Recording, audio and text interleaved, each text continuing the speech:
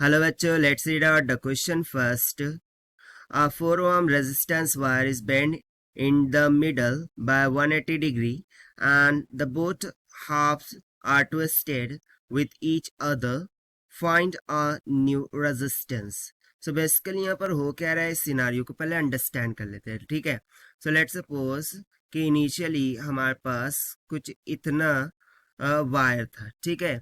उसकी लेंथ को हम मान लेते हैं एल के इक्वल. अब हम क्या कर रहे हैं, इसको 180 से ट्विस्ट कर रहे हैं, यानी कि कुछ इस तरीके से हम इसको क्या कर रहे हैं, ट्विस्ट कर रहे हैं एट 180 डिग्री.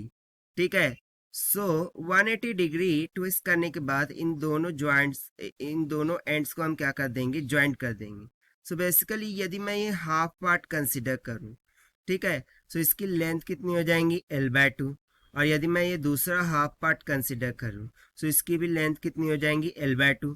सो अब रेजिस्टेंस क्या होंगी वो हमें यहाँ पर फाइंड करना है. सो बहुत ही बेसिक सा क्वेश्चन है. चलिए स्टार्ट करते हैं हम सोल्यूशन से. But before of its let's talk about the key concept which we are going to use here for this question. So इसके लिए हम सिंपली फॉर्मूला लगा देंगे, दैट इज रेजिस्टेंस का. रेजिस्टेंस क्या होती है, R is equals to rho L upon A, जहाँ पर L length of the conductor, A उसका cross section area, R resistivity होती है. सो चलिए फर्स्ट ऑफ ऑल मैं यहाँ पर क्या करता हूँ कि इनिशियली जो रेजिस्टेंस हमें गिवन है उसको हम R मान लेते हैं. This is equals to 4 ohm के इक्वल. और ये जो हाफ पार्ट बन रहा है, ठीक है, इन दोनों की रेजिस्टेंस को R' मान लेंगे, जो कि दोनों साइड में इक्वली होंगी. राइट. सो यहाँ से मैं R' को क्या लिख सकता हूँ, this will be equals to rho. तो लेंथ कितनी हो गई है, L/2 डिवाइडेड बाय A के equal. So it will be comes out rho L divided by twice of A के इक्वल.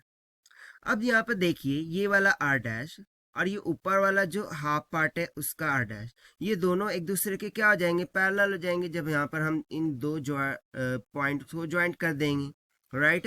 सो बेसिकली यहाँ पर यदि मैं इक्विवेलेंट कैलकुलेट करूँ, ठीक है, यहाँ से R इक्विवेलेंट कैलकुलेट करूँ, सो पैरेलल कॉम्बिनेशन के लिए हम फॉर्मूला क्या यूज करते हैं, R equivalent is equals to R1 into R2 divided by R1 plus R2.